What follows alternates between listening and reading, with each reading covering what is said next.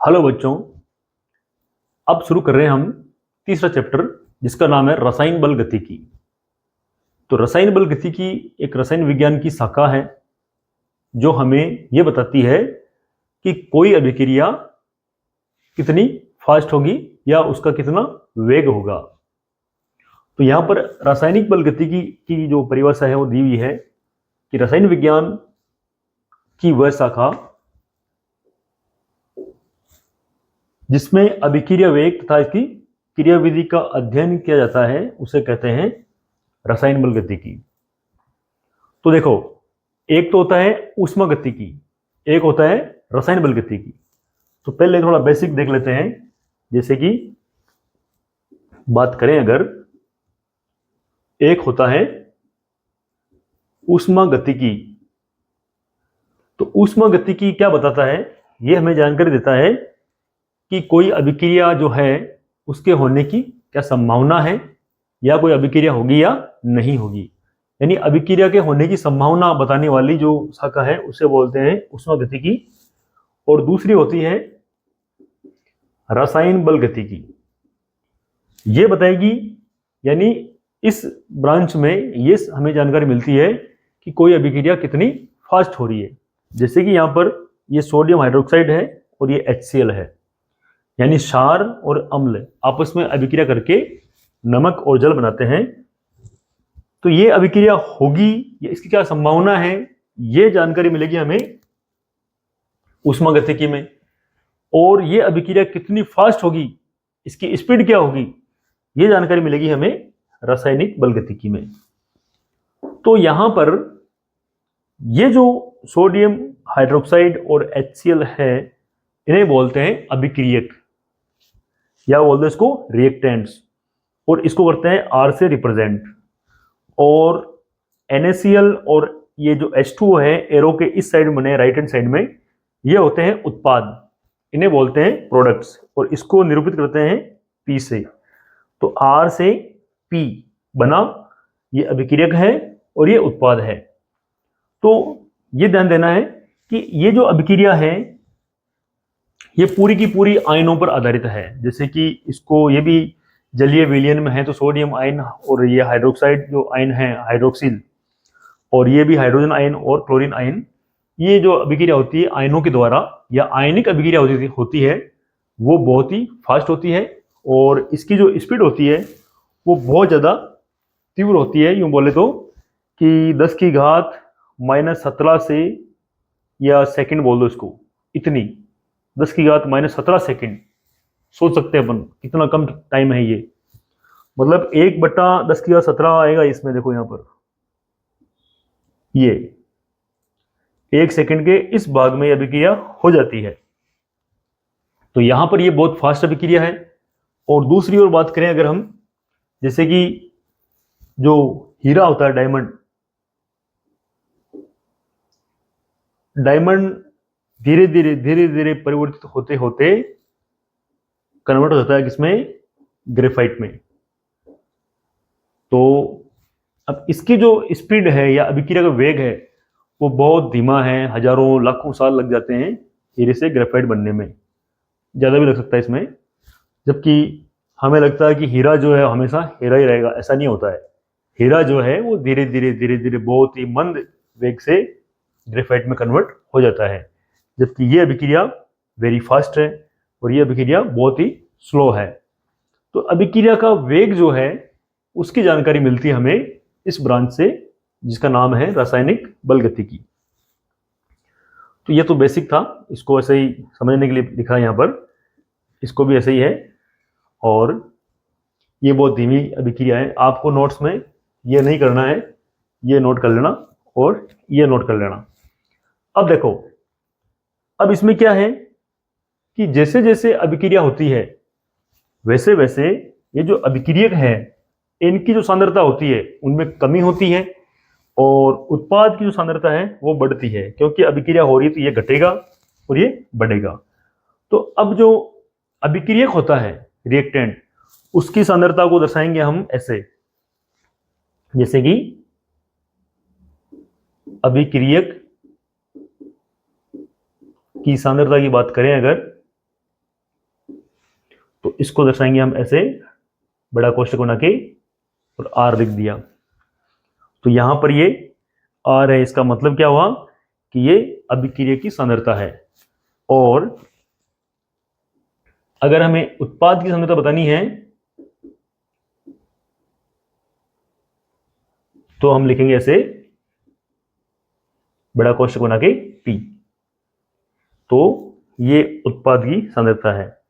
अब होता क्या है, जैसे जैसे समय बढ़ता है अभिक्रिया की सांद्रता घटती है समय के साथ में और उत्पाद की सांद्रता बढ़ती है। तो देखते हैं कि अभिक्रिया का वेग जो है उसकी क्या परिभाषा बनती है और कैसे उसको निरूपित करते हैं।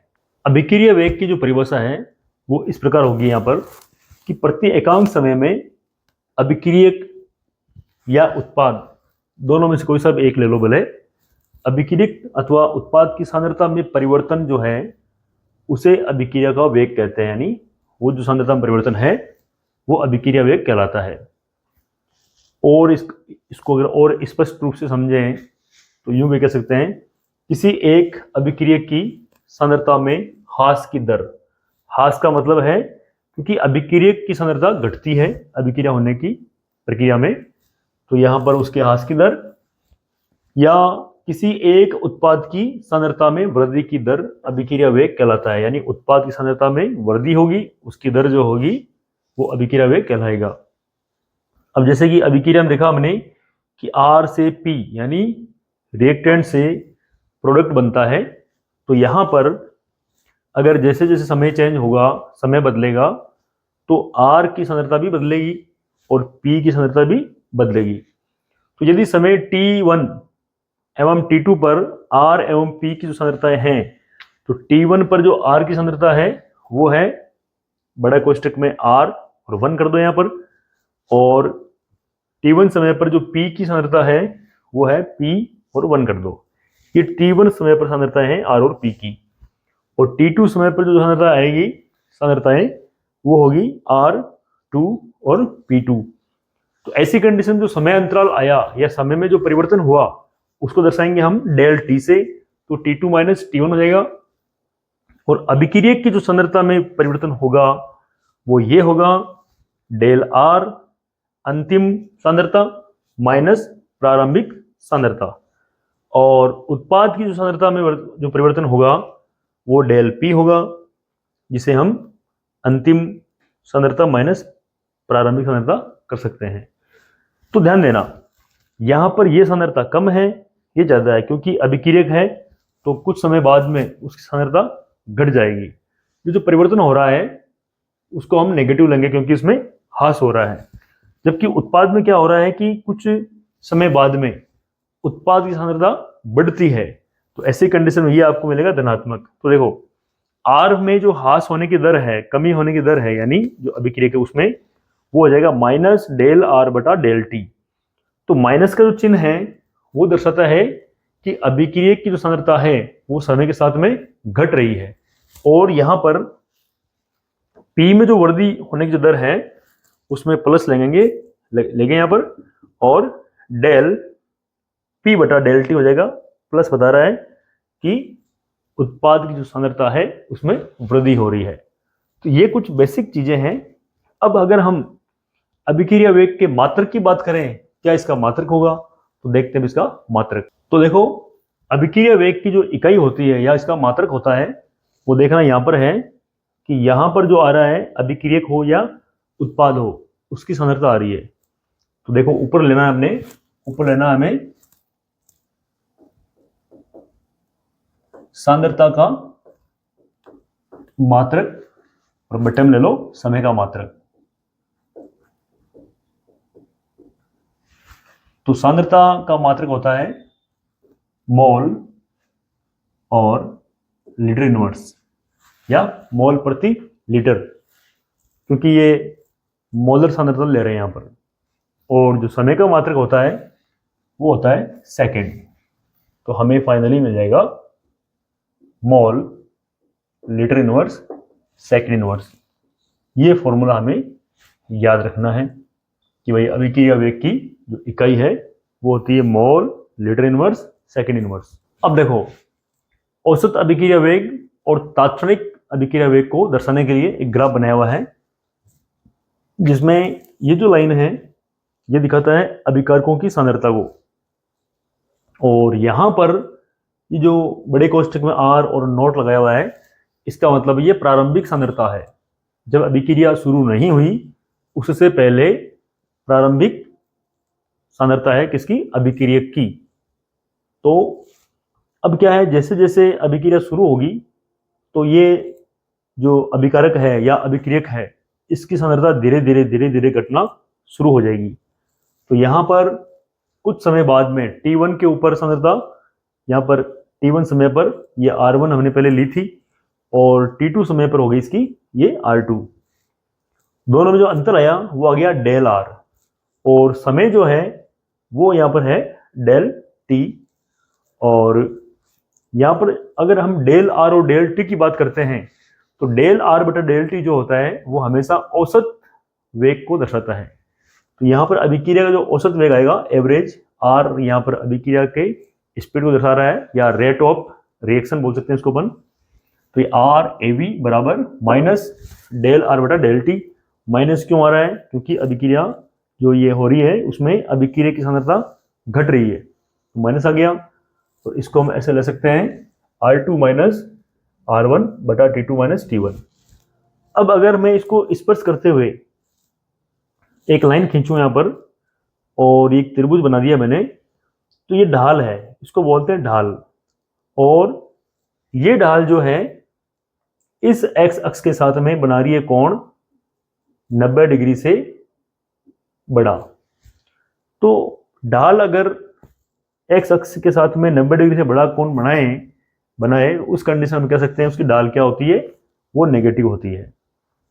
और दूसरी ओर अगर इसको हम ये लें dt, और ये जो अंतर ले लें इसको ले लें हम dr, तो हम डेल की जगह यहाँ पर d कर सकते हैं, डेल की जगह यहाँ पर नीचे dt कर सकते हैं। यहाँ पर तो डेल r बटा डेल t था, इसको हम माइनस dr बटा dt कर सकते हैं। यहाँ पर ये बड़ा कोष्ठक बनाना है यहाँ पर, क्योंकि सांद्रता है ये। तो ये माइनस की ढाल हो गई, क्यों? क्योंकि कोण जो बन रहा है इसका ढाल का वो 90 से बड़ा बन रहा है।